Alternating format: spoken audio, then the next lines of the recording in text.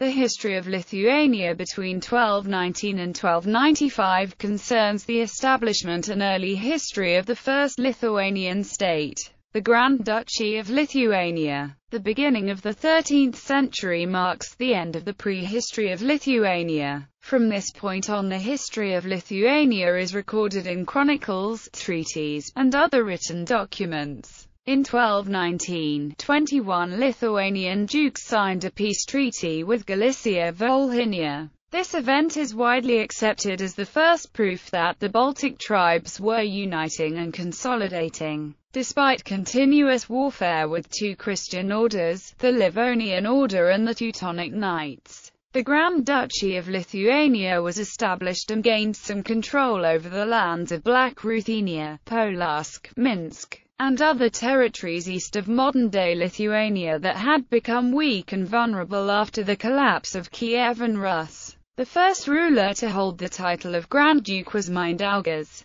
Traditionally, he is considered the founder of the state, the one who united the Baltic tribes and established the duchy. Some scholars, however, challenge this perception, arguing that an organized state existed before Mindaugas, possibly as early as 1183. After quelling an internal war with his nephews, Mindaugas was baptized in 1251, and was crowned as King of Lithuania in 1253. In 1261, he broke the peace with the Livonian Order, perhaps even renouncing Christianity. His assassination in 1263 by Treniota ended the early Christian kingdom in Lithuania. For another 120 years Lithuania would remain a pagan empire, fighting against the Teutonic and Livonian orders during the Northern Crusades during their attempts to Christianize the land. After Mindaugas' death, the Grand Duchy of Lithuania entered times of relative instability, as reflected by the fact that 7 Grand Dukes held the title over the course of the next 32 years. Little is known about this period, but the Gedaminid dynasty was founded in about 1280. Despite the instability, the Grand Duchy did not disintegrate. Vytautas assumed power in 1295, and during the next 20 years laid solid foundations for the duchy to expand and grow under the leadership of Gediminas and his son Algirdas. While the Grand Duchy was established between 1219 and 1295, the years after 1295 marked its expansion. Establishment of the state. Baltic unification. The Balts were largely driven to unite by external threats from aggressive German religious orders. In 1202, the Order of the Livonian Brothers of the Sword was established by Albert, the Bishop of Riga, to promote the Christianization and conquest of the Livonians, Curonians, Semigalians, and Estonians near the Gulf of Riga. The order waged a number of successful campaigns and posed a great danger to the Lithuanian territories. The order's progress was halted by its defeat at the Battle of Sol in 1236, after which it almost collapsed. The following year, it merged into the Teutonic Knights. In 1226, Conrad I of Masovia invited the Teutonic Knights to defend his borders and subdue the Prussians, offering the knights the use of Chelmna as a base for their campaign. In 1230, they settled in Chelmna, built a castle, and began attacking Prussian lands. After 44 years, and despite 2 Prussian uprisings against them, they had conquered most of the Prussian tribes. Afterwards, the knights spent 9 years conquering the Nidruvians, Scalvians, and Yotvingians, and from 1283, they were better positioned to threaten the young Lithuanian state from the west. Further unification of the Lithuanian tribes was facilitated by the social changes that took place in Lithuania during this period. Private land ownership was established, which would later evolve into a feudal system. As attested by many chronicles, it was the principal form of organization governing land ownership in the 13th century. Under this system, known in England as primogeniture, only the eldest son could inherit lands, which allowed dukes to consolidate their holdings. Social classes and divisions of labor also began taking shape.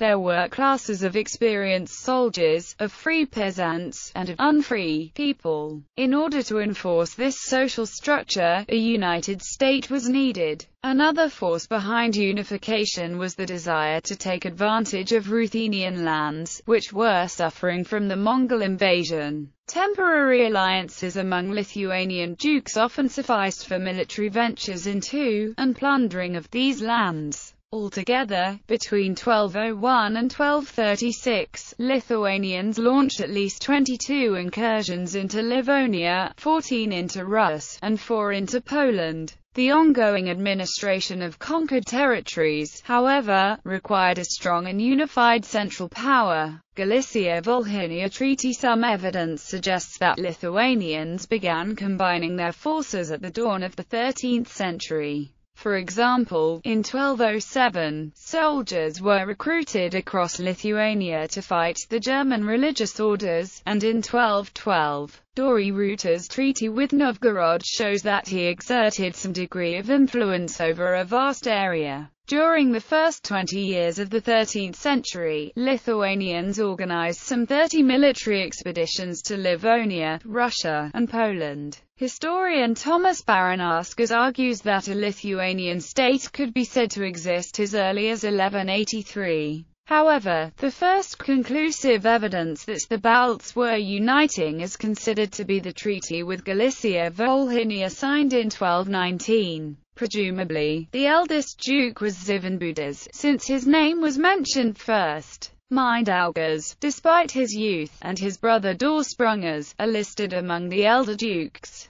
That would imply that they inherited their titles. The remaining 2 elder dukes were Diotas and his brother Vilicaila. The treaty is important for several reasons. It shows that the Lithuanian dukes were cooperating. The signatories include dukes who ruled lands such as Samogitia, which probably had no contact with Galicia-Volhynia. Their participation implies a perception of common interest, an indication of a nascent state. However, the designation of 5 dukes as elder shows that the process of unification was still in transition. The inclusion of 21 dukes indicates that the various lands in Lithuania were powerful and semi-independent. Historians consider the treaty an interesting documentation of the long and complex process of a state's formation. The progress of unification was uneven. For example, after the deaths of Dukes Dori Rutish in 1213 and Stexes in 1214, fewer raids were organized by Lithuanians.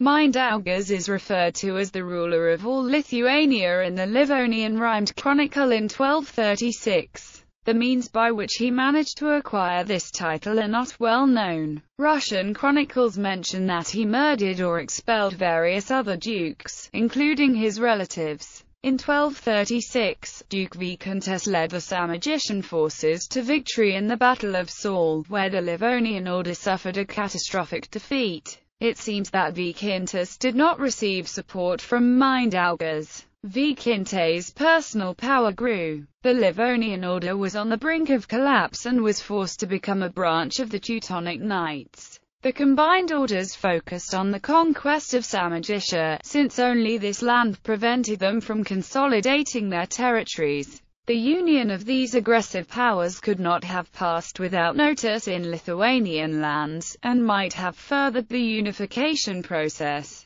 In about 1239 Mindaugas took over the weakened Black Ruthenia and appointed his son Vaisvikas to govern it. During the early 1240s, Mindaugas strengthened and established his power in various Baltic lands. In 1245, Mindaugas sent his nephews Tautvilas and Edvidas, the sons of Dorsprungers and Vicontis, to conquer Smolensk, but they were unsuccessful. In 1249, an internal war erupted as Mindaugas sought to seize his nephews and Vicontis' lands. Tautvilas, Edvidas, and Vicontis formed a powerful coalition with the Samogitians, the Livonian Order, Daniel of Galicia, and Vasilko of Volhynia in opposition to Mindaugas. Only Poles, invited by Daniel, declined to take part in the coalition against the Lithuanians. The Dukes of Galicia and Volhynia managed to gain control over Black Ruthenia, an area ruled by Mindaugas' son Vaisvikas.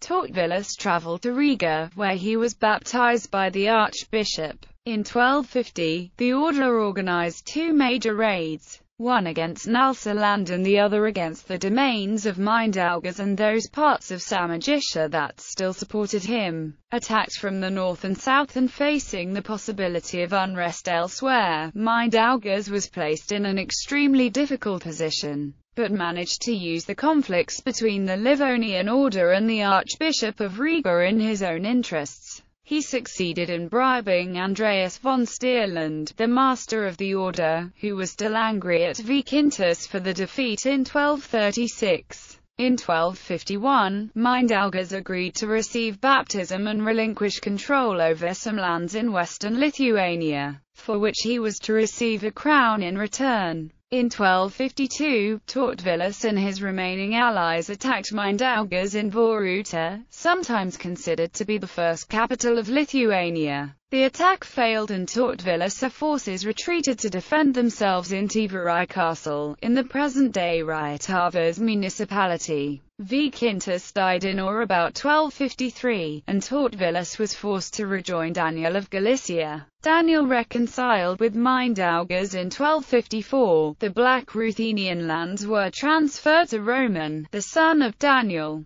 Vaisvikas, the son of Mindaugas, decided to join a monastery. Tautvillus recognized Mindaugas' superiority and received Polarsk as a fiefdom, Kingdom of Lithuania. As promised, Mindaugas and his wife Morta were crowned at some time during the summer of 1253, and the Kingdom of Lithuania, proclaimed by the Pope in 1251, was soundly established. The 6th of July is now celebrated as Statehood Day. It is an official holiday in modern Lithuania. However, the exact date of the coronation is not known. The scholarship of historian Edwardus Gudavičius, who promulgated this date, is sometimes challenged. The location of the coronation also remains unknown. Pope Innocent IV supported Mindaugas, hoping that a new Christian state could stem the inroads being made by the Golden Horde, a state of the Mongol Empire. On the 17th of July 1251, the Pope signed two crucial papal bulls. One of them ordered the Bishop of Chelmna to crown Mindaugas as King of Lithuania, appoint a bishop for Lithuania, and to build a cathedral. The other bull specified that the new bishop was to be directly subordinate to the Pope. This was a welcome development to the Lithuanians, since they were concerned that their long-standing antagonists, the Livonian Order, would exert too much control over the new state. It took some time before a bishop of Lithuania was appointed because of various conflicts of interest. The Bishop of Gniezno appointed Vito, a monk of the Dominican order, to this position, but he was not recognized by Mindaugas or accepted by the populace. The activities of Vito in Lithuania are unknown, although he is sometimes associated with Mindaugas Cathedral. Finally, in 1254, Christian from the Livonian Order was appointed. Mindaugas endowed him with some lands in Samogitia, but not much is known about his activities. Historical sources do not mention any sponsorship of missionaries, education of priests, or construction of churches during that time, and Bishop Christian went back to Germany in 1259, where he died in 1271. The establishment of Mindaugas Cathedral remains problematic, but recent archaeological research found the remains of a 13th-century brick building on the site of the present-day Vilnius Cathedral. The general assumption is that the remains are those of Mindaugas Cathedral, built to satisfy the agreement with the Pope. However, as later events showed, Lithuanians resisted Christianization, and Mindaugas baptism had only a temporary impact on further developments. Immediately after his coronation, Mindaugas transferred some western lands to the Livonian Order, portions of Samogitia, Nadruva, and Dainava. There is some discussion as to whether in later years Mindaugas gave even more lands to the order. The deeds might have been falsified by the order. The case for this scenario is bolstered by the fact that some of the documents mention lands that were not actually under the control of Mindaugas. Whatever the case, relative peace and stability was established for about 8 more years. Mindaugas used this opportunity to concentrate on expansion to the east. He strengthened his influence in Black Ruthenia, in Pinsk, and took advantage of the collapsed Kievan Rus by conquering Polarsk, a major center of commerce in the Daugava River basin. He also negotiated a peace with Galicia Volhynia, and married a daughter to Sven, the son of Daniel of Galicia, who would later become Grand Duke of Lithuania. Diplomatic relations with Western Europe and the Holy See were also reinforced. In 1255, Mindaugas received permission from Pope Alexander IV to crown his son as King of Lithuania. In the domestic arena, Mindaugas strove to establish state institutions, his own noble court, administrative systems, a diplomatic service, and a monetary system. Silver Lithuanian long currency circulated, providing an indice of statehood. The Livonian Order used this period to consolidate their control over Samogitian lands. They built 3 castles along the border: Mimelburg, Jordanburg, and Dobin. The Samogitians responded by electing Albinas as their war leader, and attacked Courland, as the order had limited battlefield successes. In 1259, the Livonian Order lost the Battle of Skuodas, and in 1260, it lost the Battle of Derb. The first loss encouraged a rebellion by the Semi-Gallians, and the later loss spurred the Prussians into an uprising against the order. The Great Prussian Uprising lasted for 14 years. Encouraged by Treniota, his nephew, Mindaugas broke peace with the order. Some chronicles hint that he also returned to his former pagan beliefs, but this is disputable. Nevertheless, all the diplomatic achievements made since his coronation were lost. Mindaugas then formed an alliance with Alexander Nevsky of Novgorod and marched against the order. Treniota led an army to Cesis and battled Masovia, hoping to encourage all the conquered Baltic tribes to rise up against the orders and unite under Lithuanian leadership. He waged successful battles, but did not manage to capture the fortified castles or spark a coalition of Baltic forces against the order. His personal influence grew because Mindaugas was concentrating on the conquest of Russian lands, dispatching a large army to Bryansk. Treniota and Mindaugas began to pursue different priorities. In the midst of these events, Mindaugas' wife Morta died, and Mindaugas expressed the wish to marry Domantas' wife. Domantas and Treniota responded to this insult by assassinating Mindaugas and 2 of his sons, Rukelis and Rupakish, in 1263. Lithuania lapsed into years of internal instability.